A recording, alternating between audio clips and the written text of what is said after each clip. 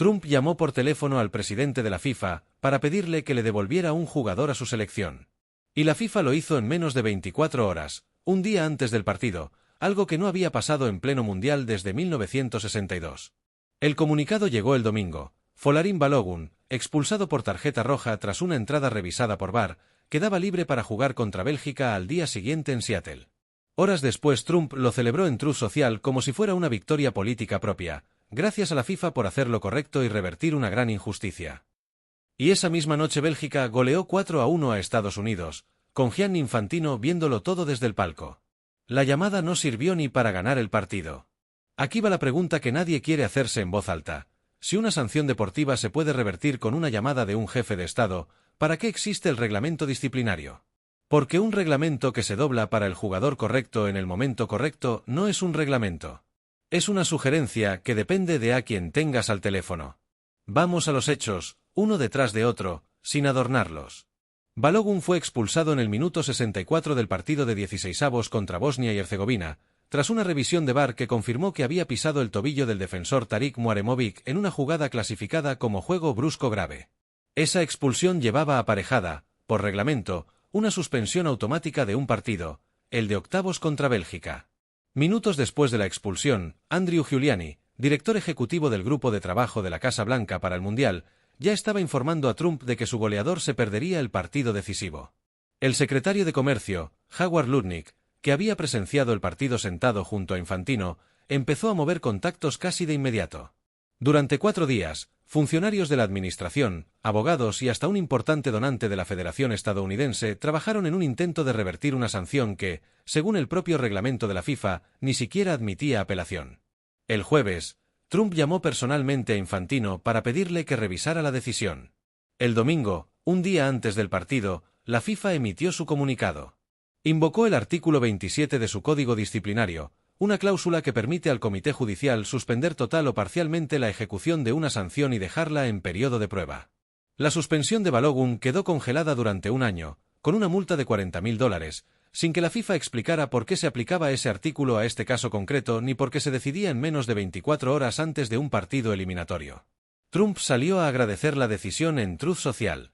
Horas más tarde, desde el despacho Oval, confirmó públicamente que había pedido la revisión. No pensé que fuera falta. Pensé que eran dos grandes atletas corriendo a toda velocidad que chocaron entre sí.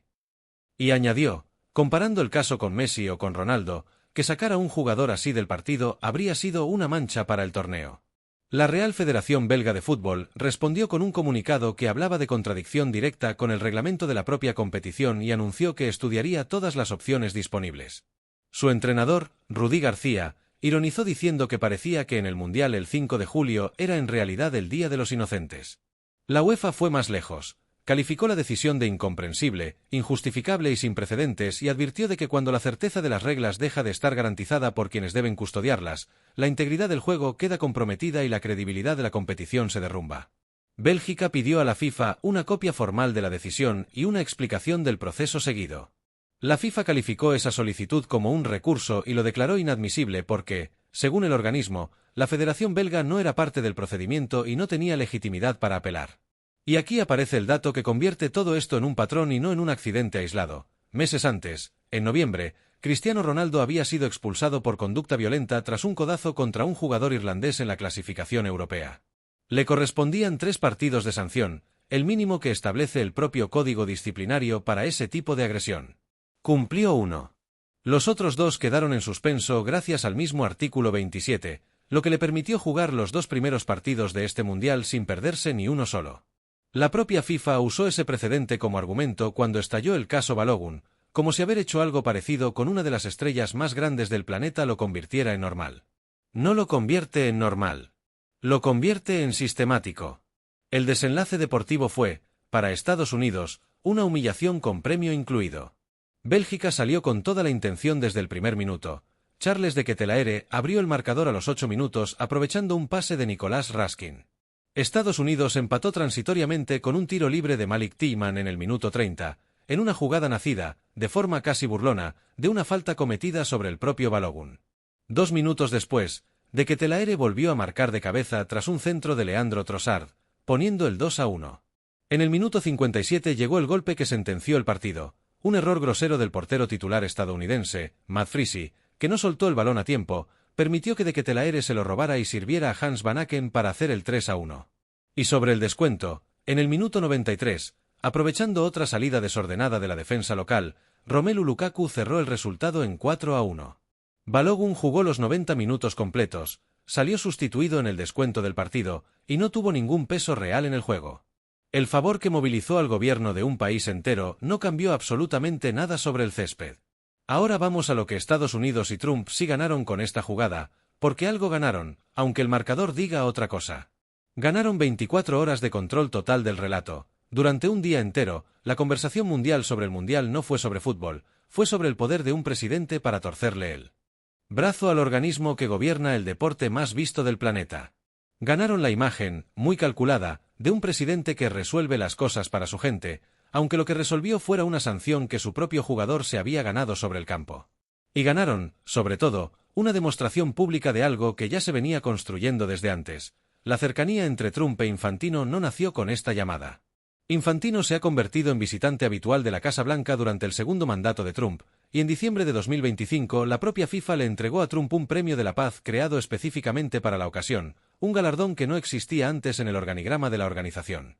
Esta llamada no fue un hecho aislado. Fue la consecuencia lógica de una relación que la FIFA llevaba meses cultivando con el hombre que gobierna el país anfitrión. Y ahora lo que se pierde, porque hay que decirlo sin filtro. La credibilidad del reglamento disciplinario de la FIFA queda dañada para lo que resta de torneo. Cualquier decisión arbitral o disciplinaria futura en la que participe Estados Unidos, o cualquier selección con contactos suficientes, va a leerse bajo la sombra de este precedente. La propia Infobae y varios medios internacionales ya lo preguntaron en voz alta. Si la FIFA usó sus poderes discrecionales para suspender la sanción de Balogun, ¿no queda ahora obligada, por coherencia, a hacer lo mismo con cualquier jugador de cualquier otra selección que pida lo mismo? Y la goleada de Bélgica no atenúa nada de esto. Al contrario, convierte la intervención presidencial en un favor completamente inútil desde el punto de vista deportivo, lo cual no hace que el hecho sea menos grave institucionalmente. Lo hace más ridículo. Un presidente movilizó a su secretario de Comercio, a un grupo de trabajo entero de la Casa Blanca y una llamada directa al hombre más poderoso del fútbol mundial, para ganar un partido que perdió 4-1 en su propia casa. El precedente histórico existe, y conviene ser precisos con él. La única vez anterior en que la FIFA había levantado una sanción de tarjeta roja en pleno mundial fue en 1962, cuando el brasileño Garrincha, expulsado la semifinal por patear a un rival chileno, fue autorizado a jugar la final después de que el propio presidente de Chile, Jorge Alessandri, intercediera ante la FIFA a petición del gobierno brasileño. Brasil ganó esa final y se convirtió en bicampeón, algo que ninguna selección ha vuelto a lograr desde entonces. Ese caso está documentado. La presión política existió y el resultado, la revocación de la sanción, también. El caso de Ronaldo con el mismo artículo 27 meses antes de este mundial está igualmente documentado, aunque ahí no hay confirmación pública de una llamada directa de un jefe de Estado, sino del uso reiterado de una cláusula que, según reporteros que han revisado los archivos del Código Disciplinario, prácticamente no existía antes de 2019, bajo la presidencia de Infantino. Y el caso de Kenia y Zimbabue en 2022 muestra el otro extremo. Ahí la FIFA sí suspendió a ambas federaciones por interferencia gubernamental en sus asuntos, aplicando con dureza la misma norma de neutralidad política que ahora parece no aplicarse cuando quien llama es el presidente del país anfitrión. La diferencia entre esos casos y este es que aquí no hace falta especular. La propia FIFA reconoció el artículo 27 en su comunicado, Infantino admitió públicamente la llamada de Trump, y Trump confirmó públicamente que la pidió. No hay sospecha que reconstruir. Hay una secuencia de hechos confirmada por ambas partes. Y aquí va la valoración, marcada como lo que es, una opinión. Lo grave de este episodio no es que Trump haya llamado. Los jefes de Estado presionan a organismos internacionales constantemente, y la propia FIFA lo reconoce como parte de su rutina. Lo grave es que la FIFA cedió, en menos de 24 horas, sin explicar por qué, y estableció en público, delante de 200 países, que una sanción deportiva puede negociarse por teléfono si sabes a quién llamar. Eso no es una polémica arbitral más. Es la prueba documentada de que el reglamento disciplinario de este mundial tiene una puerta trasera, y esa puerta se abre con una llamada desde el despacho oval. De aquí a la final quedan varias eliminatorias más, y no sería sorprendente, esto sí es una predicción y no un hecho, que que alguna otra federación con acceso a un gobierno poderoso intente exactamente el mismo camino la próxima vez que un jugador clave vea una tarjeta roja. La FIFA ya dejó claro cuál es el precio de entrada. Así que la pregunta para los comentarios es esta: si mañana Francia, o España, o cualquier otra potencia futbolística se queda sin su mejor jugador por una roja discutible, y su gobierno llama a Infantino pidiendo lo mismo que pidió Trump, ¿la FIFA tendría el descaro de decir que no?